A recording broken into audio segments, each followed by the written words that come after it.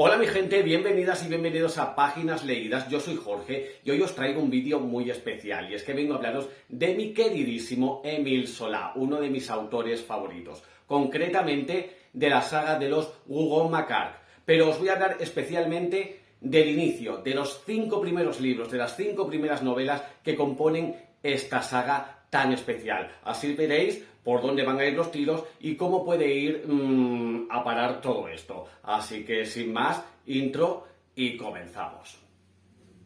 Never slow up, no I don't take shit. I got no love for the fakeness. If you wanna play tough and wanna hate this, I'll always show up.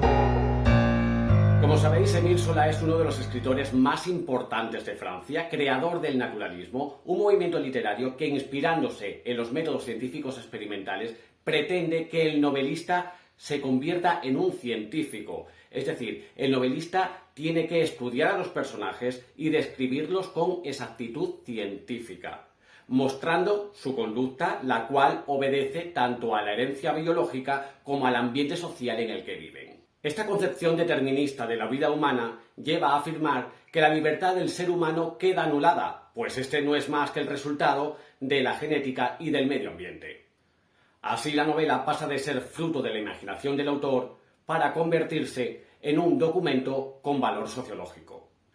Otros aspectos que se llevan a cabo dentro del naturalismo son las descripciones minuciosas, el comportamiento de sus personajes apoyándose tanto en la psicología como en la medicina, o las descripciones de los ambientes o las actitudes más sórdidas o desagradables, pero no solamente de las clases bajas, sino también de las altas. Y todo esto lo va a llevar a su gran saga, la saga de los Rougon-Macquart, que lleva un subtítulo, que es Historia natural y social de una familia bajo el Segundo Imperio. Esta saga está compuesta de 20 novelas que se inician en 1871 con La fortuna de los Rougon y termina en 1893 con El doctor Pascal. Todo el mundo dice que estas novelas son autoconclusivas y lo son relativamente. Vamos a ver, todas tienen su inicio, su nudo y su desenlace, pero solamente vamos a conocer una parte de lo que Zola quiere llevar a cabo si se leen de esa manera, de manera autoconclusiva, sin llevar el orden lógico. Solo vamos a ver por qué los personajes actúan como actúan por el medio social en el que viven, pero no por la herencia que ellos ya reciben de por sí. No sé si se entiende. Si yo, por ejemplo, leí Germinal hace 2 años y medio, yo no sabía por qué Etienne, el protagonista de esa novela, actuaba como actuaba. Sí que conocía el ambiente social en el que se movía, ese ambiente minero, muy pobre, muy oscuro, muy lúgubre, muy sórdido.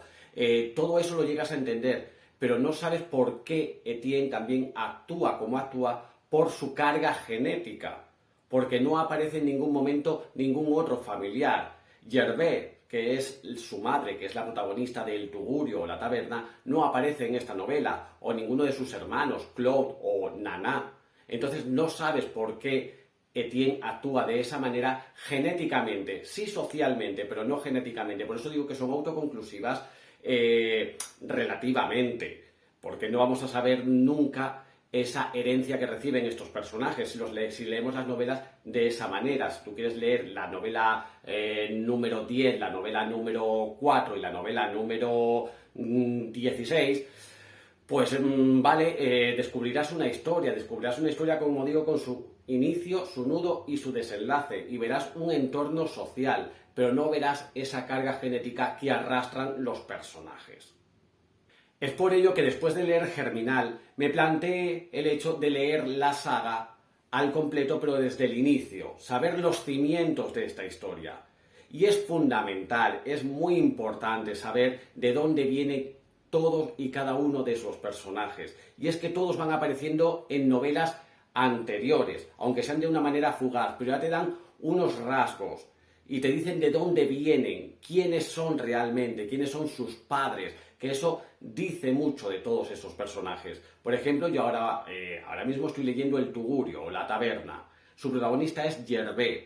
Gervais aparece en la primera novela de una manera muy fugaz, pero tiene unos momentos importantes que van a marcar su vida, como lo estoy viendo ahora, como lo estoy leyendo hoy en día en El Tugurio. Por eso sé por qué Gervais se comporta como se comporta, porque ya tuve una referencia de ella en esa primera novela, en La fortuna de los Rougon.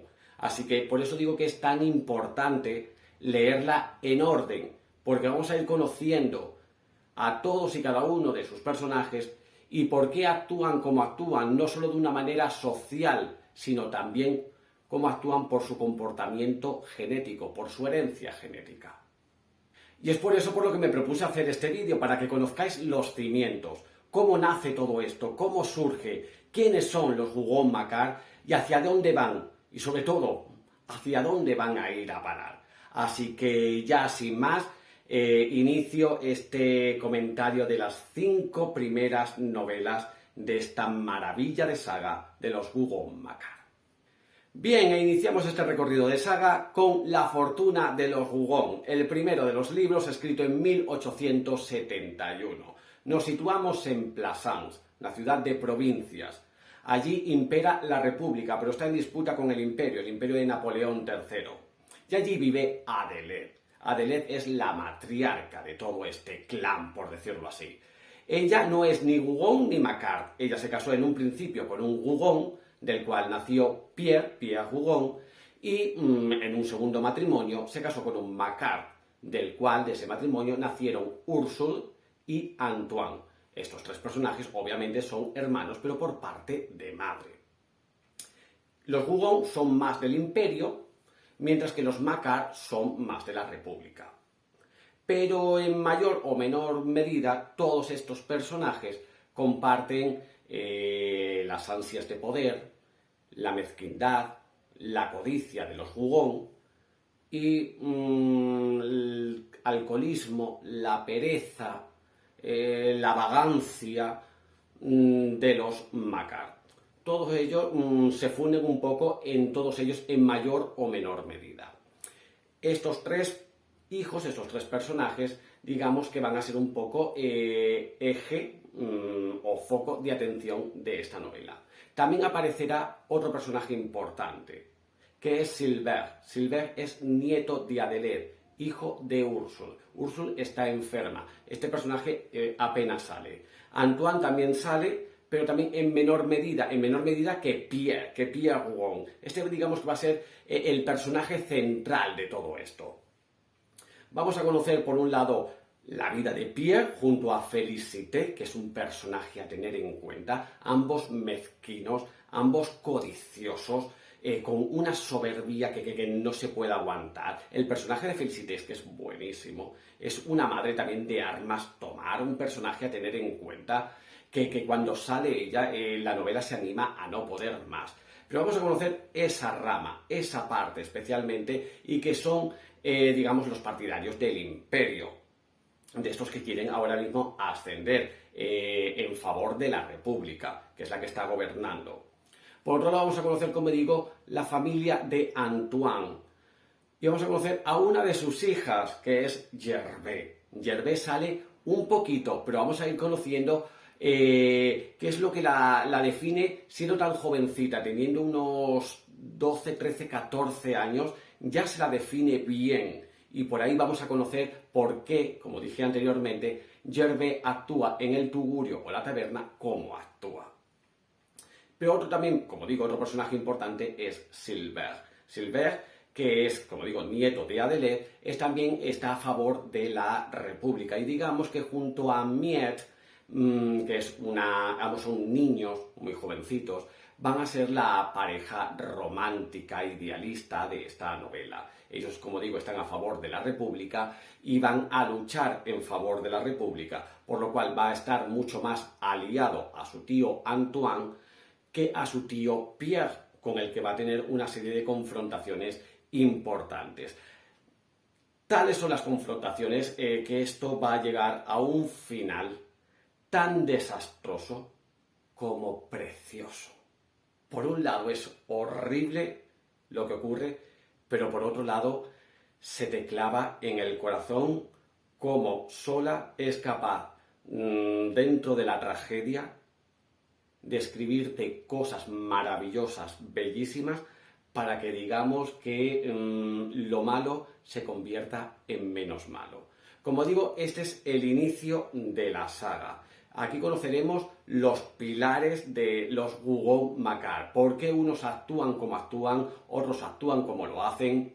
En fin, cómo es su comportamiento. Y vamos a verlos ya a partir ya del segundo libro, cómo cada personaje, en según qué ambiente se mueva, actúan no solamente por ese ambiente en el que se envuelven, sino por la carga genética que tienen. Es decir, si pertenecen a los Rougon o pertenecen a los Macquart. Por eso esta novela es tan importante, porque vamos a conocer, como digo, los cimientos, esos pilares, la semilla, el germen de donde va a florecer toda esta saga familiar. Es una novela muy interesante, donde conoceremos este inicio de familia, este inicio de historia, por qué se inicia todo esto, cómo se inicia y hacia dónde va a ir llevando a cada uno de sus descendientes. Así que por eso la recomiendo muchísimo. Continuamos con el segundo volumen de la saga, La Jauría, escrita en 1872. Aquí vamos a conocer a Aristide. Aristide es hijo de Pierre Rougon. Va a seguir, digamos, el ejemplo de su padre. Para ello se va a trasladar a París. Ya está imperando, ya gobierna ese imperio de Napoleón III. Y la única obsesión de Aristide es hacerse con dinero, independientemente de la manera en que le lleve a sus bolsillos. Él va a realizar una serie de negocios que le van a ir, la verdad, que bastante bien. Es un ser muy ambicioso que lo ha aprendido de su padre, lo ha heredado de su padre y está en un ambiente social, digamos, alto. Aquí la sociedad es de la clase alta. Él está obsesionado con hacer dinero, independientemente de la manera que sea, y lo va a conseguir. Se va a hacer un nombre importante. Pero llega a París y lo primero que hace es cambiarse el nombre. Se va a llamar Saccard, no le vamos a conocer como Aristide. Y como digo, va a llevar a cabo todo este tipo de tanglado, todos estos negocios, limpios algunos, sucios la mayoría, para, como digo, llenarse los bolsillos. Lo único que le importa es hacerse rico. La riqueza, el dinero, es lo único que persigue. Aristide, o Saccard, se casa con una joven y el matrimonio, pues bueno, es un matrimonio conservador, pero ella, dentro de todos esos lujos en los que se envuelve, llega un momento en el que ella ya se aburre. Está aburrida, como la mayoría de estas mujeres de la clase social alta que no tenían mucho que hacer y que luego también tenían pues que aparentar otro tipo de cosas. Pero va a aparecer en escena un hijo secreto de Arístides, o de Saccard, que tendrá un papel muy importante, especialmente para el entretenimiento de su madrastra. Este, digamos, que es el panorama que nos va a dibujar Sola en esta segunda entrega de La Jauría. El desenlace ni os lo cuento. Bien, y vamos ya por la tercera entrega, el tercer libro de la saga, El vientre de París, escrito en 1873. Aquí vamos a conocer a Florent, que se escapa del penal de Cayenne y va a refugiarse a su ciudad natal, a París, concretamente al barrio de los Mercados, donde pasó toda su infancia y juventud. Allí se reencontrará con Gavard, un viejo amigo, quien le conducirá hacia su hermanastro, Quenu. Quenu está casado con Lisa Macquart, que es hija de Antoine Macquart y hermana de Gervais.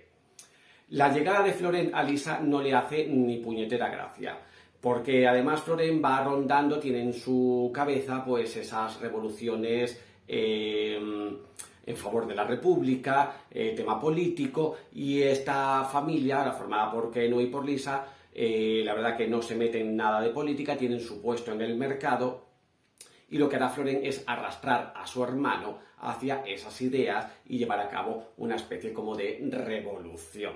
Algo que Lisa, como digo, estará muy al acecho porque ella será vaga todo lo que tú quieras, holgazana como la que más, pero lista es un rato. Otro personaje a tener en cuenta es la normanda. La normanda también tiene un puesto en el mercado y se lleva a matar con Lisa. O sea, las escenas de estas dos mujeres no tienen precio, son maravillosas. Y la normanda va a arrastrar también a Florent, pero de una manera un poco más personal. Le va a llevar a su casa y especialmente para darle clases particulares a su hijo. Lo que no sabe nadie, ningún personaje, es que la normanda guarda un as bajo la manga. Ahí lo dejo, no os voy a decir qué as ni qué es lo que se lleva a cabo con lo que tiene esta mujer escondido. Pero digamos que va a desencadenar mucho la historia. La va a desencadenar hasta tal punto que va a llevar a una serie de consecuencias desastrosas, pero que, como digo, la inteligencia, por otro lado, de Lisa, va a hacer que ponga freno a según qué situaciones y otras las deje correr. Es una novela ambientada mucho en el mercado y ahí viene el lado negativo de esta novela. Es muy descriptiva en cuanto al mercado, en cuanto a los productos, en cuanto al tipo de los productos. Por ejemplo, si te va a describir una manzana y hay 5 tipos de manzana, sola no tiene otra cosa que hacer que describirte minuciosamente los 5 tipos de manzanas. Te pasaste 3 pueblos, amigo, te pasaste 3 pueblos. Te cortan muchísimo la trama, te llega a aburrir, porque además son descripciones largas, pero largas. Entonces ese es el fallo que yo le veo a esta novela. No tanto la historia en sí, que es buenísima, que es espectacular, sino como todo este tipo de descripciones del mercado que te cortan continuamente la trama. Entonces tiene aquí esta parte de la saga, tiene aquí sus más y sus menos. Es un buen libro porque, como digo, contiene una gran historia. Pero como digo, estas descripciones frenan y cabrean al lector bastante. Pero bueno, es muy recomendable, lo he dicho porque la historia es apasionante, el personaje de Lisa es maravilloso, el de la normanda no se queda atrás, estas mujeres son de armas tomar. Y ya os digo, el desenlace con todo lo que se ha llevado anteriormente a cabo es espectacular.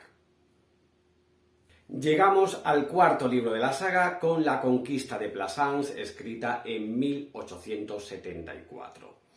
Volvemos a Plassans, ya dejamos París y aquí nos vamos a encontrar con Marthe Rougon, que es hija de Pierre Rougon, hermana de Aristide o Saccard Rougon, y que está casada con François Moret Macquart, que es hermano de Silver, el del primer libro, el niñito, que es hijo de Úrsula, la única hija de Adelheid. Queda claro, ¿no? A mí clarísimo. Bien, pues ellos forman un matrimonio, estos primos forman un matrimonio. Ellos viven cómodamente en una gran casa y deciden alquilar la planta de arriba al nuevo párroco, el padre Faujas. Pero este señor, este padre Faujas, no viene solo, viene con su enigmática madre. La madre desde el principio ya te da que pensar, y mucho, ¿vale? Te tiene en vilo durante toda la novela. Este matrimonio, claro, aquí ya se forma lo que viene siendo el choque, la unión entre Rougon y Macquart. Por un lado es como está lo conservador, por otro lado está lo republicano junto con el ateísmo que envuelve a los Macquart y que la envuelve a Marthe, pero que claro, con la llegada del padre Faujas, pues esta mujer se va a hacer más que religiosa y le va a ayudar mucho en los negocios que quiere llevar a cabo el padre Faujas en toda la ciudad de Plassans.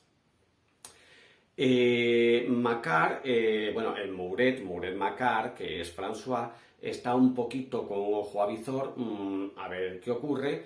Marthe se deja llevar, pero aparecerá su queridísima y adorada madre, Félicité, que ya aparecía en el primer libro, que es, como digo, un personaje buenísimo, quien, ya que su hija no es capaz de ocuparse de las labores de este párroco tan enigmático y que se está haciendo con la ciudad, pues entonces será ella, Félicité, quien haga la labor que debería hacer su hija teniéndole tan cerca. Aquí existe también ese choque entre formas de ser, entre caracteres, entre posiciones, quién quiere ocupar el puesto más alto. Por lo tanto, ese choque también un poco entre lo nuevo y lo que impera en ese momento en Plassans, que son los Rougon. Félicité especialmente no quiere salirse de donde está. Ella está ocupando un puesto importante dentro de esa ciudad. Su apellido es muy importante. Los Rougon son súper importantes dentro de Plassans. Entonces, que el padre Faujas junto con su madre estén maquinando para hacerse con la ciudad y ya haberse llevado así sin más a su hija a su terreno, eso le pone en guardia sobre todo a Félicité, con la ayuda, por supuesto, de Macquart, de François Moret. Así que aquí va a haber este choque, esta confrontación, con unas consecuencias que agárrate y no te menes. Lo que ocurre aquí en esta novela con el final. Así que apasionante a no poder más. Lo que sí vi que tenía un poquito de... que a mí me chafó un poco la novela, es que unos personajes prometen mucho y se te quedan en nada. ¿Vale? Ese fue, no voy a decir qué personaje ni nada más, pero hubo algún personaje que prometía mucho.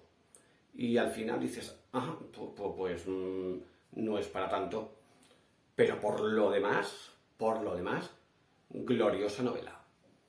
Bien, y vamos ya a por la última de estas 5 novelas, estas 5 primeras novelas que conforman la saga de los Rougon-Macquart, que es La culpa del abate Mouret, escrita en 1875. Aquí vamos a conocer a Serge Mouret de los Macquart. Es hijo de Marthe y de François, de los anteriores. Además, este personaje sale un poquito en esta novela, en La conquista de Plassans, y tiene una conexión muy importante con el padre Faujas. De ahí que Serge decida ser cura, ser párroco.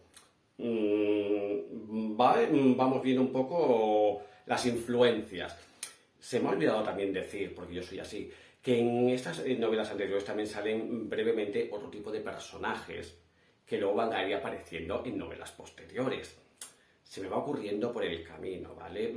Yo y mi mecanismo. Por ejemplo, en la tercera aparece Claude, hijo de Gervais, que será el protagonista de la obra, el pintor, que dicen que está basado en Cézanne, aparece en esa novela, por ejemplo, ahora sí que me estaba acordando. Bueno, pues aquí, en la anterior, en La conquista de Plassans, aparece Serge, junto con su hermana Adelaide. Pues ahora van a ser ellos los protagonistas, concretamente Serge, de esta quinta entrega, de La culpa del abate Mouret. Él es el abate Mouret, Serge.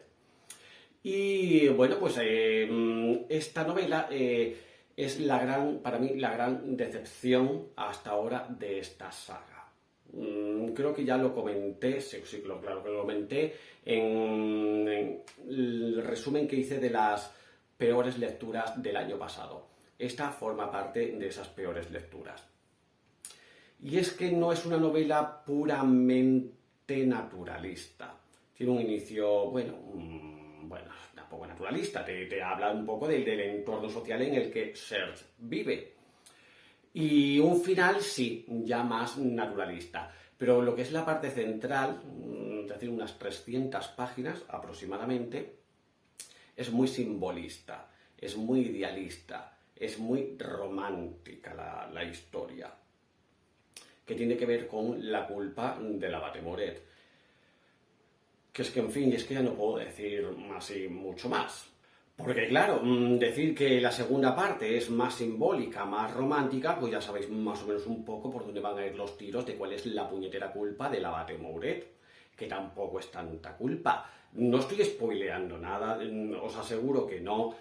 Saber la culpa aparece en la página 40, ¿vale? O sea, es que pues ya está, ¿sabes? No hay más. Ahora, ¿cómo es el desarrollo de toda esa culpa y cuál es el desenlace? Ahí ya me callo, ¿vale? Me callo, especialmente en el desenlace. El desarrollo es aburrido a no poder más. Es como estirar el chicle de lo que tú podías contar en 50 páginas, alargarlo hasta la página 300. O sea, horrible. Es horrible. O sea, cuando a ti ya te queda claro cuál es esa culpa, dices, bueno, vale, ya sola, ya me lo has explicado aquí. ¿Qué falta hace que me le des vueltas y más vueltas y más vueltas? No era necesario, no era necesario. Luego eso, claro, todo esto arrastra hasta un final, pues... a ver, tampoco es que sea un final apoteósico ni grandioso, pero claro, sí es más naturalista, ¿vale? Es más naturalista.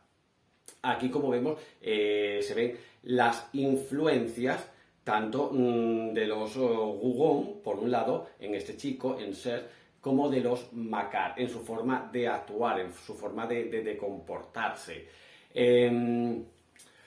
Se deja mucho también, digamos que tiene esa manera de arrastrarse, dejarse arrastrar por las pasiones de los Macquart, pero también es un personaje algo ambicioso por parte de los Rougon. Entonces todo esto confluye, todo esto se une en este personaje que hace lo que hace y acaba todo pues como acaba.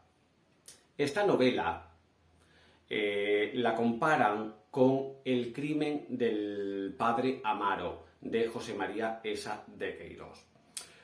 Si no lo sabéis, pues os lo digo. Como he dicho antes, La culpa del abate Mouret forma parte de mis peores lecturas del 2022 y El crimen del padre Amaro es uno de mis 30 imprescindibles. Vamos, que se parece lo mismo que me parezco yo a David Beckham, ¿vale? O sea, vamos a ver, por favor, no.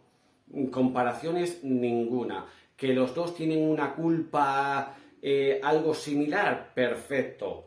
Que las tramas sean similares, ni de juas, porque el padre Amaro, ahí es que eso te indigna, porque lo que te cuenta José María Sá de Queirós es que se te revuelven las tripas, porque hay mucho más que una historia de amor, ¿vale? Hay mucho más en el padre ya me estoy liando yo, ¿cómo se llama? El Amaro, el crimen del padre Amaro, ahí hay 50.000 tramas, 50.000. Aquí solamente hay una.